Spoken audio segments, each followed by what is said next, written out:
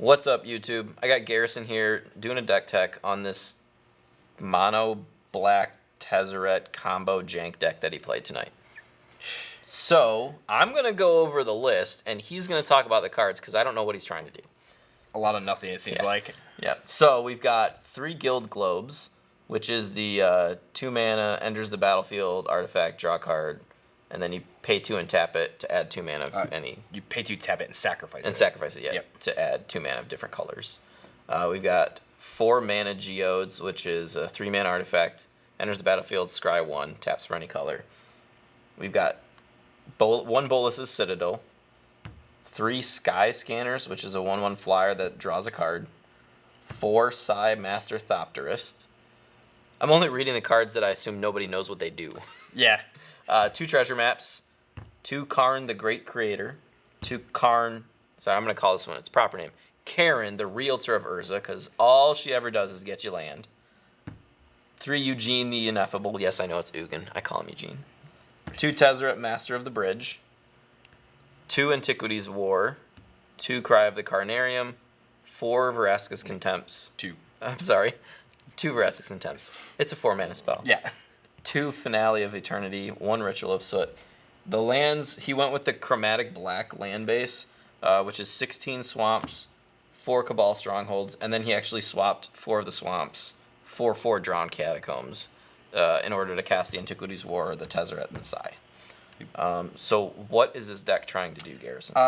More or less, it's play Psy, play a bunch of artifacts, make some Thopters, find the artifacts, and there's a couple of things that you can do. So let's just go over the combos in the deck. As I say, like the couple of the combos. There's I guess it's technically like a 5-card combo is the big one, where you have a Psy on the battlefield, you have a Tezzeret on the battlefield, and quite a few artifacts already in some number here, and you play Karn, the Great Creator, and unfortunately you have to put quite a few singleton cards in your sideboard because of the Karn.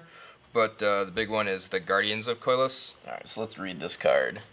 So when it enters the battlefield, return another historic permanent you control to its owner's hand. Okay, so when you grab that, what are you doing? So you minus the Karn, grab the Guardians of Koilos, and assuming that you have enough artifacts on the battlefield, Tezzeret gives your creatures affinity. Mm-hmm. So you can cast the Guardians for free, bounce the Karn.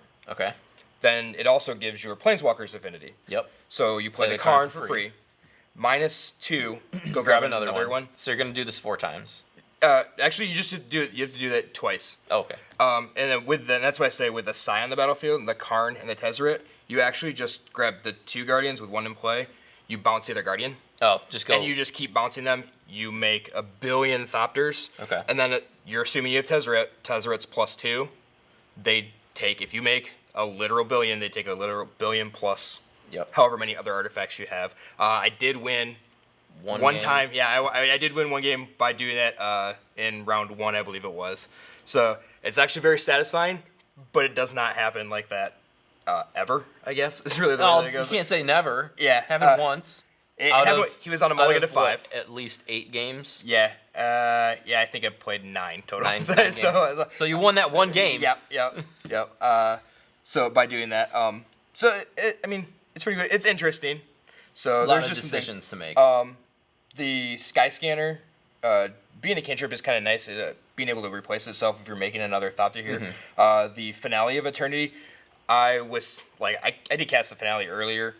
I was thinking to myself, I need to buy back the things that I have, so it needs to be 10, but choose 0 creatures, because it does say destroy up to 3 target creatures, and then buy back your creatures. Yep. So for 12 mana. Yeah, return all creatures from your graveyard to the battlefield. In this deck, it doesn't do a whole lot except for those 2. I did misplay it, though. I played it for 2 with X = 0. Just because I was thinking too far ahead with what I had to do. That's really what got to it. So I know there's going to be a bunch of comments about that. But more or less, you're just trying to use these to filter things through. This whole thing started while trying discussing to brew. Bolas's Citadel. Yeah, trying to think about some way to use Bolas's Citadel. This card is ridiculous. The one thing that I see is absent from this deck is Fibblethip. Yeah. Who would be a great combo with Bolas's Citadel. Pay 2 life, draw 2 cards. Yeah. It would be pretty good. Unfortunately, Fibblethip's not an artifact, and Who it cares? doesn't trigger anything else. He's still playing. So you're usually playing Bolas's Citadel when you're tapped out or nearly tapped out. So you're just playing off the life, hoping to hit a Tezzeret to plus it back up, find your combo pieces, and go off. And then to add a little bit to it, we are playing some artifacts. The fact that you have Antiquities War. Yep, which turn 'em everybody knows into what it does. 5/5s. Yep, turn them into 5/5s and just try to beat face. I cast it, but did not get to to the third chapter. Yep, I saw it get exiled. Yep. So that did happen. And then the rest of that is Just basic removal. Yep. Just to be able to not die. So and the fact that like the Ugin is really good with dealing some other things, and then if you hit the Ugin over like the Tezzeret, making your colorless spells 2 less is fairly relevant. Just so you're able to play 1 mana spells and keep going with like a Sai. I mean, and that's pretty much it. Try to live long enough to be able to do your thing. So you're trying to win by going infinite, or you're trying to win by attacking with 5/5s or Thopters, really. Yeah, and it's really not like I don't feel that it's really attacking with the Thopters as 1/1s. It's getting the Thopters to live long enough to be able to cast the enchantment or to do your thing, go infinite. I suppose if they don't have an answer to Ugin, he makes a lot of 2/2s. Yep. And then the nice part about Ugin is if it happens to be stuff, like you can fix with the Bolas's Citadel, you can kind of fix the cards that are going to be underneath the Ugin token. But the fact that with the Cry of the Carnarium and the Ritual of Soot, those cards actually come back to your hand. Yep. So board wipe isn't Yeah, that bad. it's not a complete loss sometimes. This with the Cry does stink though, because if you really need to buy back the Sky Scanner, it's gone. So it's one less artifact or 2 less artifacts that are on the board. So the treasure map, I really wish it had more. It's a simple fact that it's the one artifact that poops out more artifacts. Yeah. So turning the 1 into 3 is really big. Yep. So before we talk about the sideboard, are there changes you'd make to the main deck? some people made some comments that the Antiquities War is really good, and it's great. I would like to add a 3rd Antiquities War. I originally had 2 Ritual Soots. I cut that right before the night started, and I think that I might actually cut the 2nd Ritual Soot and not play any to play a 3rd Antiquities War. I really wanted this card a lot more often than I had it. The blue is the blue can be awkward. Tough to actually cast. Yeah, you're using the Geode or the Drowned Catacombs. Essentially, I never found myself cracking a Guild Globe to add that because I wanted the artifact on the battlefield. So, with that said, would you swap a couple of those for treasure maps? I don't know because this is 2 mana draw card. So early enough in the game, just drawing the extra card usually helps out a little bit more. I do need some high number of swamps to be able to ramp up. To use the strongholds. Yeah, you have to be at 5 swamps to make that a bonus. So I also would like 1 more Bolas's Citadel. So what cuts would you make then? And that's the hard part. It's probably actually the Sai. I think 4 Sai is too many. I saw you bottom them a few times off of. I don't know how you were scrying. The treasure map was scrying. Yeah, treasure map and then the mana geode scrying. Yeah. So I saw you bottom them a few times. So you probably cut 1 of those, maybe 2. I played with 2 online, and I never saw it. Okay, so I want 3. think 3 is probably the right number of Sai. I also don't know if 3 Ugin is correct. I kind of felt like I would want less of the Ugin, so maybe 2. We're thinking take 1 of each of those. Yeah, but not the foil. Oh my god. Yeah. Is there a foil Ugin that I No, can't touch? there's not a foil Ugin. So you're talking like. It's probably like this, I think. Okay. Adding Antiquities you wanted to take War. this out too, right? Yeah. So, and I don't know, that it kind of gives, I guess, like this. I really like the Bolas's Citadel. Like it. So swap it a did lot. Ritual Soot for Bolas's Citadel, swap a Eugene for a treasure map, and then swap a Sai for an Antiquities War. Yeah, and We'll move those back to their. other than that, spots.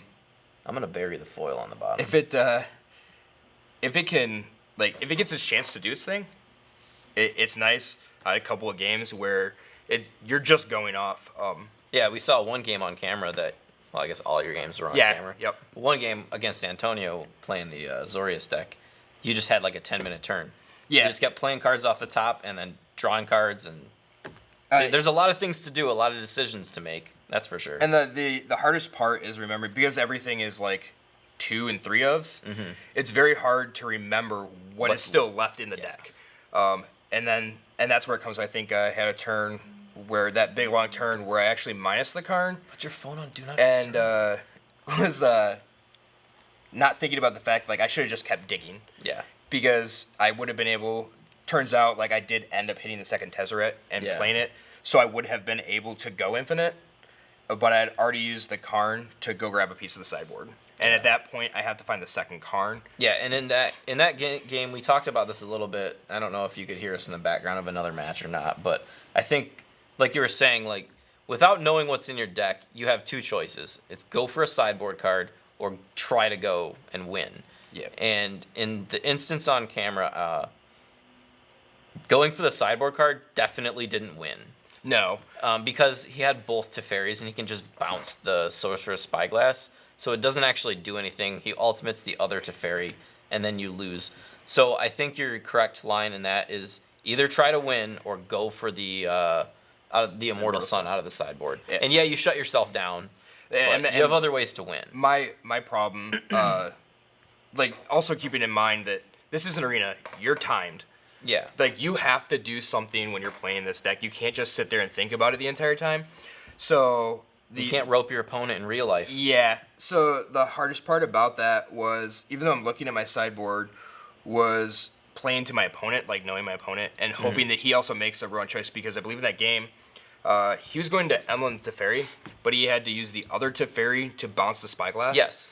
And if with his... Like, I knew he had Chemister's Insight, but...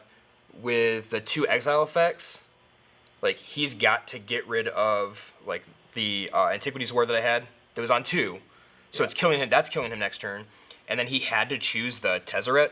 Or else that was killing him. Yeah, and that was killing him next turn. So you were playing to your opponent, making a mistake. Yeah, and that was me being hasty, also not playing this deck in paper before this, and hindsight's 20/20, and we talked through it. To the point of the Immortal Sun would have been better. And at that point, I would have just been on the Psy making 1/1s plan. Yep. Or Antiquities War. Yeah, if Antiquities War goes off, which I think it would have. I think at that point, if you grab the Immortal Sun, I don't think he had an answer for the Antiquities War. Yep. And then also the other thing that people don't realize. Yeah, make him lose 10 life, which I don't know if you had a kill then or not. I guess we could go back and look. Yeah, I think I would have if I'd have grabbed the Immortal Sun. Yeah, and given you 10. Yeah, he could have blocked. I think he could have blocked 3 things. So my flyers, 2 of my flyers would have got through, I think is what it is, and then I think he's at 28. Yeah. So I mean it's possible. Yeah. All right. Well, let's talk about the sideboard. So we've said it a few times. There's 1 Immortal Sun. There's 1 Fountain of Renewal. There's 1 Pendulum of I can't even read. Pendulum of Patterns. It's actually out of the Tezzeret. Okay. Planeswalker deck. So 1 Foil Sorcerer's Spyglass. Of course. 1 Transmogrifying Wand, 1 God Pharaoh statue, 1 Chaos Wand, 1 Amulet of Safekeeping, 1 Tezzeret's Gatekeeper. So, like we said, a lot of 1-ofs, and that's basically so you can fetch them, right? Yeah. Yep. So fetch what you need, fetch what might be fun to play with. Yep. And then we've got, looks like 2 Meteor Golems to be able to deal with problem permanents. Yeah, the thing to remember is that, like, the Golem actually gets affinity. So if you go find it, you can potentially cast the Golem. Ugin makes it cheaper, and Tezzeret gives it affinity. Yep. And then we've got 4 Guardians of Koilos. So if you only need 2 of those, why are you running 4? I actually started off with 4 to begin with because I wasn't playing the Psy combo. Psy was actually not in the deck to begin with. It was just playing the blue for the Antiquities War. So it was going to find the Guardians just to reset the Planeswalkers, be able to try to get in some more damage that way. I was winning a lot with Tezzeret, just plussing, having a bunch of artifacts. So, I mean, this could easily be cut to 2 or potentially 3. If they do have an answer for one of them, you need to find a third. Yep. Another thing to note is that the Tezzeret's Gatebreaker is the rare from the Tezzeret, Planeswalker deck. I'm not 100% sold on this card, but for anybody who doesn't know what it does, I don't know what it does. Yeah, when the Gatebreaker enters the battlefield, look at the top 5 cards of your library. You may reveal a blue or artifact card from among them and put it in your hand. Put the rest in the bottom of your library. And then you can pay 6, tap it, and sacrifice it, and creatures you control can't be blocked this turn. Okay. So I was kind of rumbling through some things. I had 1 spot that I was really just kind of fumbling around with, and happened to be going through the cards that were there when I was looking for this. Found this and was like, oh, that's kind of nice if you get an Antiquities War. So it would fetch Antiquities War, Tezzeret, or any artifact. Or Psi. Yeah. So you're basically turned off from like these 3 cards and your removal spells. Yep. So it has a lot of card selection. Yep. Did you play it tonight? I did. I believe I went and found it one time. It got countered. Of course. Everyone was playing Control tonight. Yeah, but the thing about it is it actually does demand an answer. Mm-hmm. So it's just an artifact, but you can also bounce it if you absolutely have to find pieces. So it's cool. I like it. It's 4 mana. So if we pull out 1 Guardian of Koilos, what do you put in? For the sideboard? Yep. I don't even have any idea. That's the hard part. You really don't need duplicates. Nope. I was playing the 2 Meteor Golem. I think that's really the only thing that you need duplicates of. I did consider a second Immortal Sun. There are those instances, or a second Spurster Spyglass. There are those instances where they're going to be able to deal with that 1 artifact. I don't worry about Angrath's Rampage. I guess that's the big card. Well, it's sacrifice an artifact, so yeah, I don't much care about that. From, so, but that pinpoint artifact removal. The other thing would be a potential, I guess, second Fountain of Renewal, just to actually be for aggro, but actually be able to board it in. Yep. Leave 1 in the sideboard, but bring 1 in if you wanted to cut some random spell like the Bolas' Citadel. It does cost 6, so it's something to remember. And there's no cheap way in this deck right now to put that into play. So it's fun. It's definitely interesting, but it's not for a competitive tournament. Right. You're playing this to play it for fun. If you're playing this, I think you're playing this at an FNM. Yep. And you're playing at an FNM that is less competitive, and people are actually coming to have fun and not just all out win at any cost. Yep. So. All right. So what was your record? 1-3. 1-3. All right. So again, Garrison's gonna open his pity pack on camera here. I'm sure it's not gonna be the greatest, but that seems to be the way this is going. So. I won't read off the cards because who cares about those? Yeah, the commons don't much matter, and I don't think much of the uncommons do. Nah. So, but we have an Augur, Gideon's Triumph, Nakaya, and a Casualties of War. So 1-3 with this deck, and I got a Casualties of War. It's not bad. And it was fun. That was the best part about it. When it did its thing, it was nice. So. And you got to draw cards and cast a lot of spells. Yeah, it does the things that I like to do in Standard, and that's big mana spells. Yep. And drawing some extra cards. So, and I get to play blue. Best color in Magic. Yep. All right. Well, thanks for watching YouTube. Catch you later.